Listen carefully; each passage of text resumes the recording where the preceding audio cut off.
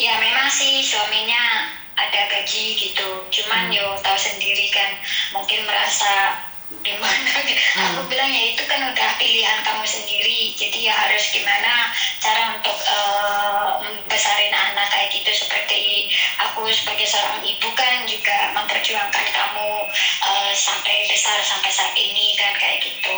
Terus dia ada niat kesini, tapi non gitu. Tapi misalkan itu aku ya pasti paham harus proses lewat PT gitu. Nah aku nyari PT yang kira-kiranya bisa membantu, misalkan ada permasalahan sampai di sini gimana. Dan selama ini aku kan selalu nyimak-nyimak apa itu kontennya Miss Nuni kayak gitu. Ya sering sih komen-komen, malah sering apa itu share-share kontennya sampai di Facebook. Oke. Nah, sampean kan sering sharing konten-konten itu toh. Nah, sekali lagi nih Miss Yuni bisa ngomong.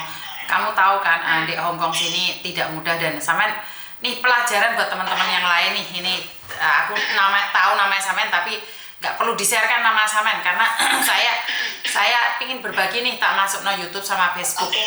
Pertanyaan saya nih, lah sampean anak sampean sudah jadi guru di Indonesia, kenapa sampean izinkan dia untuk keluar negeri itu hanya sebagai pembantu? Ya nggak apa-apa, buat pengalaman dia aja gitu, biar dia kuat mentalnya kayak gitu kan, menghadapi urusan di luar itu seperti apa kayak gitu kan. Dan misalkan itu kan aku tak suruh kesini kan biar mungkin aku bisa bantu kalau misalkan dia ada permasalahan atau apa kayak gitu kan, sambil aku didik dia kayak gitu kan. Sebelumnya sih aku tak suruh dia kesini waktu sebelum kuliah itu kan, tak suruh kesini sambil kerja kayak kita kayak gini. Terus ada waktu luang libur kan bisa kuliah atau ngelanjutin apa kegiatan apa kayak gitu kan di sini kayak gitu. Jadi jangan menikah kecil gitu maksudnya, kan aku juga ngerasain nikah di bawah umur banget kan kayak gitu kan. Jadi rasanya seperti apa, tapi yo namanya juga anak gitu ya, tahu sendiri lah, apalagi zaman sekarang gitu kan, nggak mau nurutin apa kata kita ibaratnya sebagai seorang ibu kan pasti ingin anaknya lebih baik dari kita gitu kan. Kita udah berusaha mengarahkan tapi dia selalu belok kayak gitu. Dan sekarang dia menerima, ya aslinya sih nggak kekurangan untuk ini, untuk makan-makan mungkin, untuk itu ya masih bisa kita handle. Cuman dia merasa mungkin berpikirnya sekarang anak mungkin masih kecil kayak gitu kan, tapi nanti kalau setelah udah besar pasti butuh biaya kayak gitu. Oke, nah seperti yang saya katakan nih, kalau dia sudah terbiasa hidup enak, dan tidak kekurangan di Indonesia, itu pertahanannya di sini itu kebanyakannya nggak kuat loh, Mbak. Ini berdasarkan. Bukan enak sih, aku selalu ibaratnya mengarahkan dia, nggak mengandalkan uang aku gitu. Dia selalu berusaha sendiri kayak gitu kan. Makanya untuk menguatkan mentalnya dia, merasakan gimana seperti cari uang gimana kan, biar dia lebih kedepannya itu jauh lebih ini. Nanti aku tak handle kalau dia ada di sini, tapi selama ini aku selalu bimbing dia gitu. Oke, nih saya kasih tahu jenengan, PT ku rewel. PT ku cerewet. Paham. Tekanannya berat, tapi anak-anak yang di sini nyampe sini tuh mentalnya kuat. Kenapa? Karena mereka selalu punya prinsip bahwa wah, di PT gak dapat gaji ya diajar. Jadi saat mereka nyampe sini tuh, mereka sampai sini itu kuat gitu loh. Nah pertanyaan saya, kira-kira anakmu kuat nggak nih Dek, masuk PT ku? Wah jelas loh. Gak masalah, aku tak suruh belajar dulu di PT, makanya kan aku nyari PT yang kira-kiranya bisa menggembleng mentalnya gitu loh. Bukan asal masuk aja kayak gitu kan. Aku gak masalah, karena aku juga udah merasakan gimana hidup di penampungan kan dari tahun 2000. Dulu di Arab kan 7 tahun emang gitu. Terus ke Taiwan juga, sampai di Hong Kong sekarang udah mau 14 tahun, belum pulang 9 tahun. Udah tahu lah pedihnya perjalanan itu, udah tahu kok. Terus ada memang katanya sih di PT begini-begini, tapi yang menurut kita emang itu suatu pembelajaran menguatkan mental kita, atau gemblengan yang mungkin agak gimana kan dari guru-guru yang di PT. Aku paham gitu, makanya aku biar anakku itu digembleng, dididik di PT-nya seperti apa gimana kan kayak gitu, nggak masalah.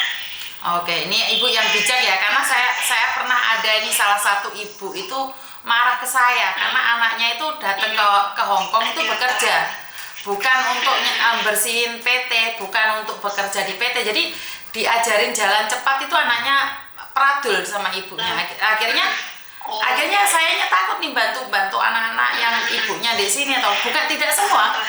Tapi saya pernah ada anak yang dimana dia bilang, aku di sini itu bukan untuk kerja di PT, bukan untuk nyapu di PT. Saya kerja di sini itu untuk kerja di Hong Kong lah. Tanpa kerja di Hong Kong, bagaimana dia bisa proses kalau dia sendiri tidak ingin diproses. Makanya saya selalu bilang wanti-wanti nih, juga nggak bisa cepat dapat majikan loh. Di sana prosesnya juga lama loh. Nah, kuat nggak? Itu Benar nggak? makanya aku tak arah sebelumnya itu udah tak omong sama anakku, kalau memang dia ada serius mau kesini silahkan, tapi harus ibaratnya kuat mental gitu, kuat mental. Nanti juga bisa kuat fisik kayak gitu kan. Betul. Jangan mudah menyerah kayak gitu kan. Aku selama walaupun aku ada di Hong Kong ada uang, anak aku itu selalu nggak pernah aku turutin apa yang mereka minta, karena aku biar mereka dapat mengelola keuangannya sendiri dari jatah waktu sekolah kan, jatah jajannya atau gimana kayak gitu kan. Aku nggak pernah ngasih nyah-nyah kayak gitu kan, ngajarin anak-anak enggak. Oke. Cuman ini dia atas kemauannya dia sendiri kayak gitu, karena udah merasa punya anak.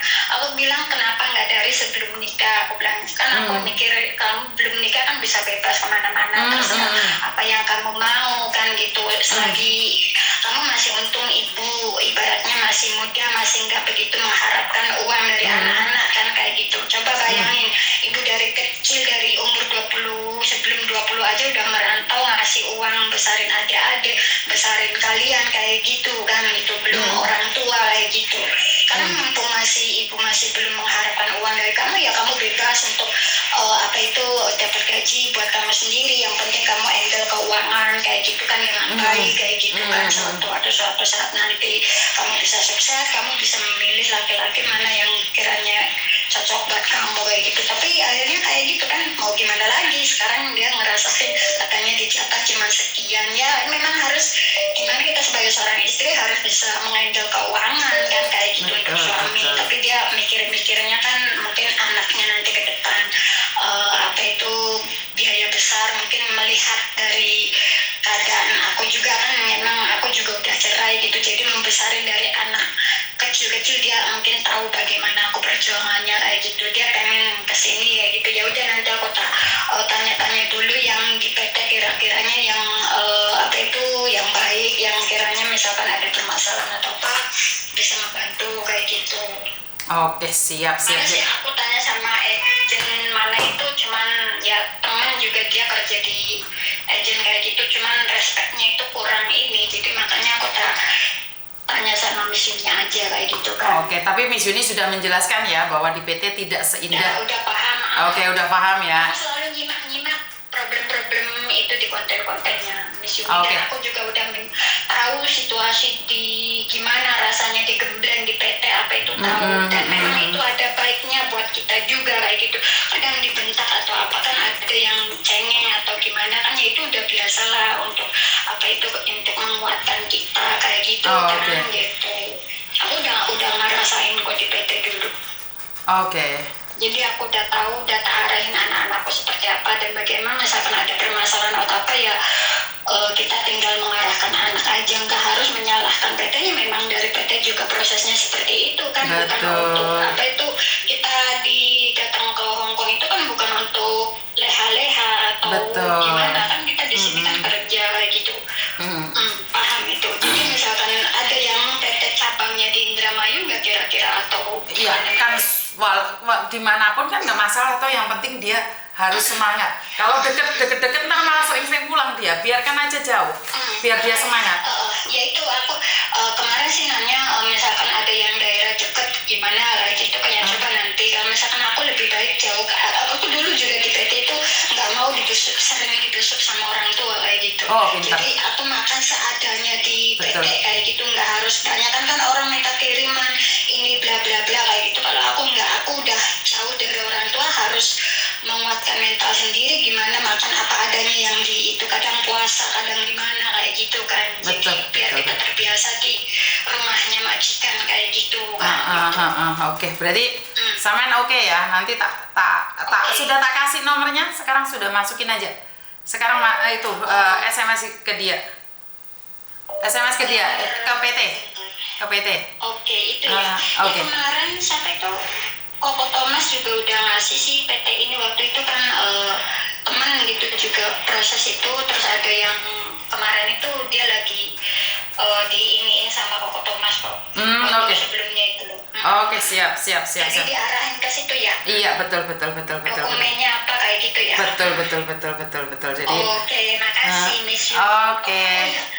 Ini mau tanya lagi, ini kan mungkin rencana aku mau ganti majikan di sini gitu kan.